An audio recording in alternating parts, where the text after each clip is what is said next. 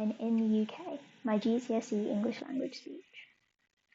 So, from 1970 to 2023, the average species population in the UK is estimated to have fallen by 19%.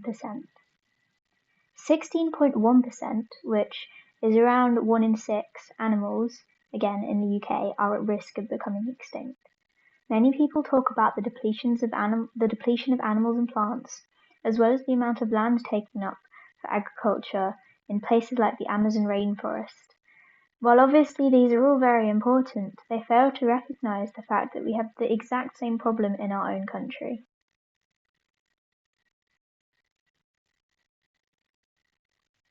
So, as I said earlier, from 2023 to 1970, species as a whole have declined by 19%, and about 1 in 6 species are at risk of going extinct. Certain types of animals are more at risk than others, however. 43% of bird species, 31% of amphibians and reptiles, and 26% of mammals are at risk of going extinct, yes, in the UK. Since the 1950s, hedgehog populations have declined by 95%. Hedgehogs are a very loved animal. They are considered the nation's animal, and they're considered very cute. So what happens to the less cute and less loved but equally important animals? So why is this happening? There are quite a few reasons. One of the main issues is farming, the way that most farms work.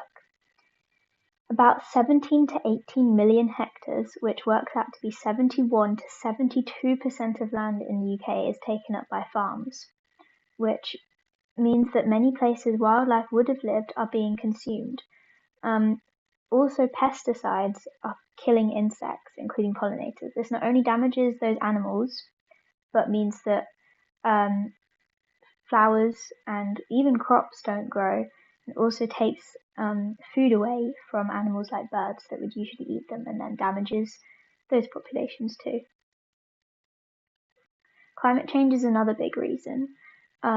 So while humans have air conditioning and ways to adapt, for now, animals do not, and the changes in temperature is like a snowball effect, making so many things worse. It destroys habitats such as wetlands as they dry up, also changes migration and breeding patterns, which is very detrimental.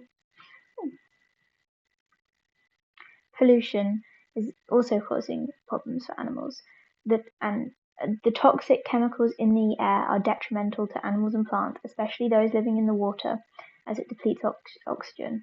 Furthermore, pollution damages the soil, making food scarce and poisonous. Pollution destroys habitats itself, and they become dangerous and unlivable. So how can people help? From an individual perspective, there are things people can do to help. If you have a garden, making it as wildlife friendly as possible and not using pesticides are both great things to do. Buying from sustainable farms such as Riverford where you can is also helpful. You can take part in wildlife sightings as it helps organisations work out what trends are going on in populations. However, I believe that too much blame is put on people as an individual in too many issues all over the world, but especially in climate change, and this one is no different. What we need is systemic change brought about by our governments. So taking action to urge our government to do more is one of the best things you can do. Going to peaceful protests, signing petitions, and basing your vote off climate policies are all amazing.